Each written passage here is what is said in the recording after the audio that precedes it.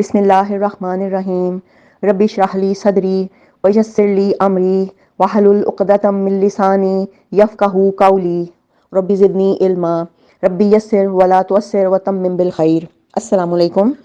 ہم الرحیق المختوم سے ابھی تک عرب کے جغرافیہ اور عربوں کی اقسام پڑھی ہیں، اور اب ہم حضرت ابراہیم علیہ السلام اور حضرت اسماعیل علیہ السلام کے حالات پڑھ رہے ہیں۔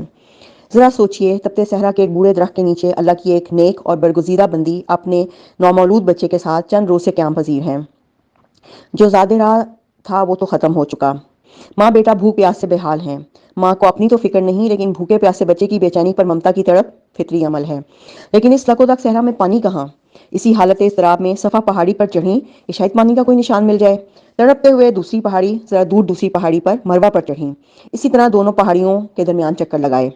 ادھر اللہ تعالیٰ نے حضرت جبرائیل کے ذریعے شیخ وار اسماعیل علیہ السلام کے قدموں تلے دنیا کے سب سے متبرک اور پاکیزہ پانی کا چشمہ جاری کر کے رہتی دنیا تک کے لیے یہ پیغام دے دیا کہ اللہ پر توکل کرنے والے صابر اور شاکر بندوں کو ایسے ہی پیش قیمت انعامات سے نوازا جاتا ہے۔ یاد رکھیے، آب زمزم غذا بھی ہے اور شفا بھی، دوا بھی ہے اور دعا بھی۔ یوں اللہ تعالیٰ نے نہ صرف ماں بیٹے کے لیے بہترین غذا کا بندوبست کیا، بلکہ تا قیامت مسلمانوں کے فیضیاب ہونے کا وسیلہ بنا دیا۔ منشاء الہی کے پیش نظر حضرت ہاجرہ وہیں رہ رہی تھیں۔ کچھ عرصے کے بعد قبیلہ بنو جرہم کا یہاں سے گزر ہوا۔ اس وادی سے ان کا گزر پہلے بھی ہوا کرتا تھا۔ یہ قبیلہ حضرت ہاجرہ کی اجازت لے کر مکہ میں ٹھہر گیا۔ کہا جاتا ہے کہ قبیلہ پہلے مکہ کے گرد و پیش کی وادیوں میں سکونت پذیر تھا۔ یہاں بھی ایک سوچنے کی بات ہے کہ ایک اکیلی عورت لیکن کس قدر مضبوط کہ ایک قبیلہ ان کی اجازت سے وہاں رکا، کیونکہ زمزم کا کنواں آپ کا تھا اور پانی زندگی کی علامت ہے۔ حضرت ابراہیم علیہ السلام وقتاً فوقتاً مکہ تشریف لایا کرتے تھے، لیکن یہ معلوم نہ ہو سکا کہ اس طرح ان کی آمد کتنی بار ہوئی۔ البتہ 4 بار ان کی آمد کی تفصیل محفوظ ہے، جو یہ ہے۔ پہلی بار قرآن مجید میں بیان کیا گیا ہے کہ اللہ تعالیٰ نے حضرت ابراہیم کو خواب میں دکھلایا کہ وہ اپنے صاحبزادے حضرت اسماعیل کو ذبح کر رہے ہیں۔ خواب ایک طرح کا حکم الہی تھا، اور باپ بیٹے دونوں نے اس حکم الہی کی تعمیل کے لیے تیار ہو گئے، اور جب دونوں نے سر تسلیم خم کر دیا اور باپ نے بیٹے کو پیشانی کے بل لٹا دیا تو اللہ تعالیٰ نے پکارا، اے ابراہیم، تم نے خواب سچ کر دکھایا، ہم نیکوکاروں کو اسی طرح کا بدلہ دیتے ہیں۔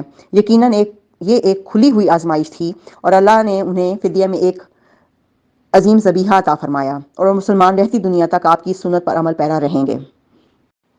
دوسری بار حضرت اسماعیل علیہ السلام جب جوان ہو گئے، جرہم سے عربی سیکھ لی اور ان کی نگاہوں میں جچنے لگے، تو ان لوگوں نے اپنے خاندان کی ایک خاتون سے آپ کی شادی کر دی۔ اسی دوران حضرت ہاجرہ کا انتقال ہو گیا۔ ادھر حضرت ابراہیم کو خیال ہوا کہ اپنا ترکہ دیکھنا چاہیے، چنانچہ وہ مکہ تشریف لے گئے، لیکن حضرت اسماعیل سے ملاقات نہ ہوئی۔ بہو سے حالات دریافت کیے، اس نے تنگدستی کی شکایت کی۔ آپ نے وصیت کی کہ اسماعیل آئیں تو کہنا کہ اپنے دروازے کی چوکھٹ بدل دیں۔ اس وصیت کا مطلب حضرت اسماعیل سمجھ گئے، بیوی کو طلاق دے دی اور ایک دوسری عورت سے شادی کر لی، جو جرہم کے سردار مزاز بن عمرو کی صاحبزادی تھیں۔ تیسری بار اس دوسری شادی کے بعد ایک بار پھر حضرت ابراہیم مکہ تشریف لے گئے، مگر اس دفعہ بھی حضرت اسماعیل سے ملاقات نہ ہوئی۔ بہو سے احوال دریافت کیے تو اس نے اللہ کی حمد و ثنا کی۔ آپ نے وصیت کی کہ اسماعیل اپنے دروازے کی چوکھٹ برقرار رکھیں، اور فلسطین واپس ہو گئے۔ چوتھی بار اس کے بعد پھر تشریف لائے تو اسماعیل علیہ السلام زمزم کے قریب درخت کے نیچے تیر گھڑ رہے تھے۔ دیکھتے ہی لپک پڑے۔ یہ ملاقات ایک طویل عرصے کے بعد ہوئی تھی۔ اسی دفعہ دونوں نے مل کر خانہ کعبہ تعمیر کیا، بنیاد کھود کر دیواریں اٹھائیں، اور ابراہیم علیہ السلام نے ساری دنیا کے لوگوں کو حج کے لیے آواز دی۔ اللہ تعالیٰ نے مزاز کی صاحبزادی سے اسماعیل علیہ السلام کو 12 بیٹے عطا فرمائے، جن کے نام یہ ہیں: نابت، کیدار، ادبائیل، مشام، مشمع، دوما، میشا، حدد، تیمہ، یتور، نفیس، ایدمان۔ ان 12 بیٹوں سے 12 قبیلے وجود میں آئے، اور سب ہی نے مکہ میں بود و باش اختیار کی۔ ان کی معیشت کا دار و مدار زیادہ تر یمن اور مصر و شام کی تجارت پر تھا۔ بعد میں یہ قبائل جزیرۃ العرب کے مختلف اطراف میں بلکہ بیرون عرب بھی پھیل گئے، اور ان کے حالات زمانے کی دبیس تاریکیوں میں دب کر رہ گئے۔ صرف نابت اور کیدار کی اولاد اس گمنامی سے مستثنیٰ ہیں۔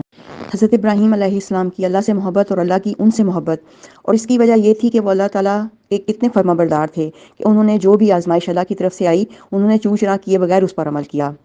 اپنے نومولود بچے اور اپنی بیوی کو بالکل ڈیزرٹڈ جگہ پہ، جہاں آدمزاد بھی کوئی نہیں تھا، جہاں پر چرند پرند بھی نہیں تھے، جہاں پانی بھی نہیں تھا، وہاں چھوڑا، اور مومن عورت کا کیا مقام ہے؟ اللہ کی رضا کی خاطر حضرت حاجرہ نے وہاں رہنا پسند کیا، اور کس طرح وہ پانی کے لیے دوڑیں۔ اللہ تعالیٰ کو یہ ادا اتنی پسند آئی کہ اللہ نے اسے حج کا لازمی رکن بنا دیا، اور تمام مسلمان مرد دوڑتے ہیں۔ پھر ایک عورت کی اسٹرینگتھ دیکھیں کہ زمزم کا کنواں جو جاری ہوا تھا حضرت اسماعیل کے رونے کے سبب، اور بنو جرہم کا جو پورا قبیلہ آباد ہو رہا تھا، ایک اکیلی عورت وہاں پر تھی اور اپنے بچے کے ساتھ، اور انہوں نے جب آپ سے اجازت چاہی تو آپ نے جواب دیا تھا کہ بالکل آپ یہاں رہ سکتے ہیں، لیکن زمزم پر حق میرا ہے، جب آپ یہاں سے پانی استعمال کریں گے تو مجھ سے اجازت لے کر کریں گے۔ کیا اسٹرینگتھ تھی، تنہا رہیں، مشکلات جھیلیں ایک چھوٹے بچے کے ساتھ، لیکن ان کی اسٹرینگتھ میں، ان کی ایمانی طاقت میں بھی اور ان کی مینٹل اور فزیکل طاقت میں بھی کوئی کمی نہیں آئی، اور انہوں نے کتنے اچھے ڈیسیژنز لیے۔ اور اکیلی عورت ایک صحرا میں انہوں نے کس انداز میں حضرت اسماعیل علیہ السلام کی پرورش کی۔ حضرت ابراہیم علیہ السلام فلسطین میں تھے، اتنا فریکوینٹ چکر نہیں لگا سکتے تھے، کیسا فرمانبردار بچہ تھا۔ جب حضرت ابراہیم نے خواب دیکھا کہ ذبح کرنا ہے، بڑھاپے کی اولاد تھی، پہلی اولاد تھی، حضرت سارہ سے اس وقت تک کوئی اولاد نہیں تھی۔ حضرت اسحاق علیہ السلام حضرت اسماعیل علیہ السلام سے 13 سال، تقریباً 13 سال چھوٹے تھے۔ حضرت ابراہیم علیہ السلام نے جب بیٹے کو خواب بتایا تو کہتے ہیں، میرے پیارے ابا جان، آپ اللہ تعالیٰ رب العالمین کے حکم کی تعمیل کیجئے۔ اور روایتوں میں ملتا ہے کہ حضرت اسماعیل نے کہا تھا کہ میرا منہ زمین کی طرف کیجیے گا، یہ نہ ہو کہ والد کی شفقت آڑے آ جائے اور چھری پھیرتے وقت ہاتھ کپ کپا جائے، کہ اللہ کے حکم کے آگے ہاتھ کپ کپانا نہیں چاہیے۔ کیا ایسی بہترین تربیت ہے اس ماں کی۔ اور پھر حضرت ابراہیم نے جب انڈائریکٹ بات کی کہ چوکھٹ بدلنے اور برقرار رکھنے کی، تو کیسے آپ نے اس کو انڈرسٹینڈ کیا؟ یہ سب اس ماں کی تربیت تھی۔ کیا ماں تھیں، اور ہم ماؤں کے لیے، ہم عورتوں کے لیے اس میں کتنے لیسنز ہیں، ہمیں اس میں پیرنٹنگ کے کتنے لیسنز ملتے ہیں، ہمیں اس میں محبت کرنے کے اور اللہ کا فرما بردار رہنے کے کس قدر اسٹرانگ میسیجز ملتے ہیں۔ اور یہ بھی کہ ہمیں یہ لگتا ہے کہ عورت کبھی، کچھ لوگوں کو یہ لگتا ہے کہ عورت کا اسلام میں مقام تھوڑا کم ہے، تو اس میں یہ پتہ لگتا ہے کہ عورت کا کیا مقام ہے، ایک مومن عورت کا اللہ تعالیٰ کی نظر میں کیا مقام ہے۔ اور عورت بھی اسلام میں بہت بلند مقام پر ہے۔ نہ عورت کو اس بات کا پتہ ہے اور نہ ہی مرد کو اس بات کا پتہ ہے کہ عورت کا کیا مقام ہے۔ اسی لیے اس دور میں سیرت النبی صلی اللہ علیہ وآلہ وسلم پڑھنے کی اشد ضرورت ہے۔ السلام علیکم۔ السلام علیکم۔ بسم اللہ الرحمن الرحیم۔ آج کی ڈسکشن میں حضرت ابراہیم علیہ السلام اور حضرت اسماعیل علیہ السلام کا جو واقعہ ہے اس کا سائیکولوجیکل پرسپیکٹیو میں تھوڑا سا بتانے کی کوشش کروں گی۔ حضرت ابراہیم علیہ السلام کی پوری زندگی قربانیوں کی یادگار ہے۔ اگر ہم ان کی زندگی کو قربانی کی تفسیر کہیں تو وہ بالکل غلط نہیں ہوگا۔ اللہ کی راہ میں قربانی دینے کا اصل مطلب کیا ہے، یہ ہمیں حضرت ابراہیم علیہ السلام کی زندگی سے بہت اچھی طرح سمجھ آتا ہے۔ اللہ تعالیٰ کی خاطر انہوں نے اپنے عزیز و قارب اور وطن سے دوری اختیار کی، آتش نمرود میں بے خوف کودے، محبوب بیوی اور اکلوتے بچے کو اللہ کے حکم پہ بے آب و گیاہ ریگستان میں چھوڑا، اور پھر یہی بچہ، کیونکہ ہم جانتے ہیں کہ 86 سال کی عمر میں تقریباً 60 سال کی مسلسل دعاؤں کے بعد اللہ نے فرزند عطا کیا تھا، اور جب یہ بچہ اس قابل ہوا، یعنی روایات میں ہے کہ 7 سے 10 سال کی عمر کے درمیان ان کی عمر تھی، جب اس قابل ہوئے کہ بوڑھے والد کے ساتھ چلنے پھرنے لگے، تو اللہ کی طرف سے حکم آیا کہ ان کے گلے پر چھری پھیر کے اپنے آپ کو دنیا کے ہر سہارے اور ہر تعلق سے کاٹ کر صرف اللہ سے تعلق قائم کریں۔ اور یہ بلا شبہ یہ بہت بڑی آزمائش تھی۔ حضرت ابراہیم کی دعا جو انہوں نے اپنے فرزند کے لیے کی تھی، سورہ صفات میں ہے، پارہ 23، ربی حبلی من الصالحین، اے میرے رب مجھے نیک بیٹا عطا کر، جس کے جواب میں اللہ نے انہیں خوشخبری دی، فبشرناہ بغلام حلیم، حلیم بردبار، نہایت بردبار۔ اور یہ جو الرحمن الرحیم میں ہم نے پڑھا تھا، یہ اسی کی وزن پر ہے، حلیم، یعنی تسلسل کے ساتھ بہت بردبار۔ ہم نے انہیں بردبار بیٹے کی خوشخبری دی۔ اور بردبار عموماً آپ کو پتہ ہے کہ بڑے لوگوں کے لیے ہم استعمال کرتے ہیں، لیکن یہاں حضرت اسماعیل علیہ السلام کی تعریف میں اللہ تعالیٰ بردبار کے لفظ استعمال کر رہے ہیں۔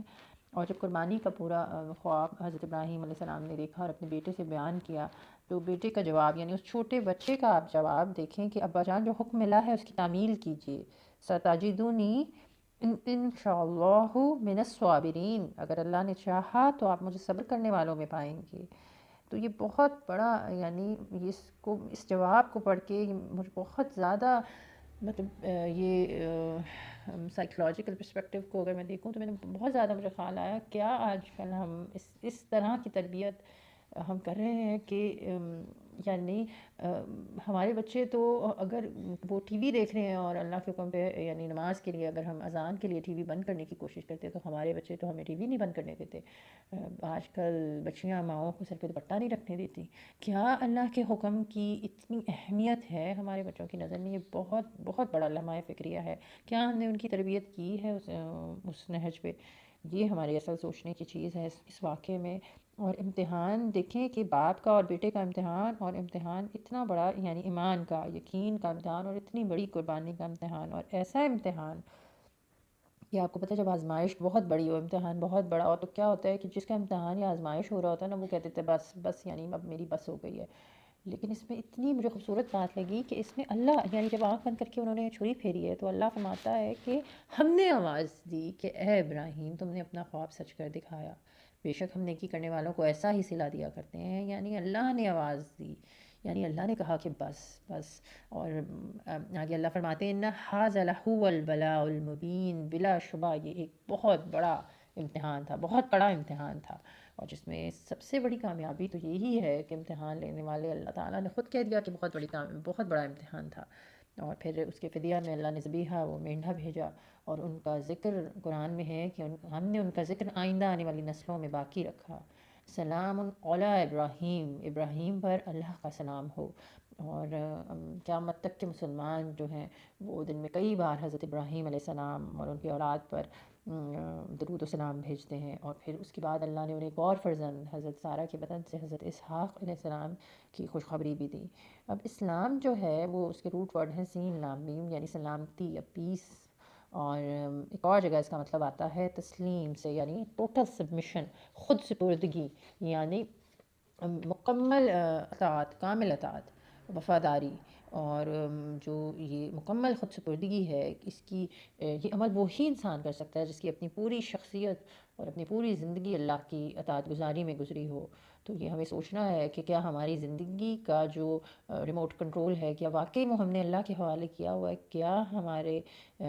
کیا ہم اللہ کی راہ میں ہر چیز لٹانے کی، اپنی مال اولاد اپنی جان لٹانے کی آرزو اور ارادہ رکھتے ہیں، یا صرف ہم عید پہ قربانی کر کے حضرت ابراہیم علیہ السلام کی سنت کو تازہ کرتے ہیں؟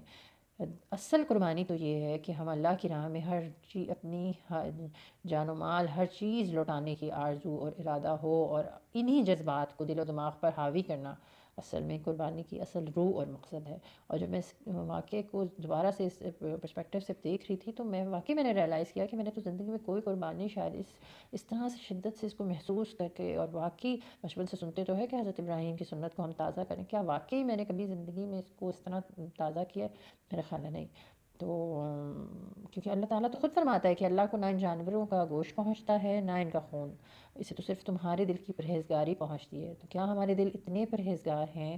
کیا ہم واقعی حضرت ابراہیم کی سنت کو اسی انداز میں تازہ کرتے ہیں؟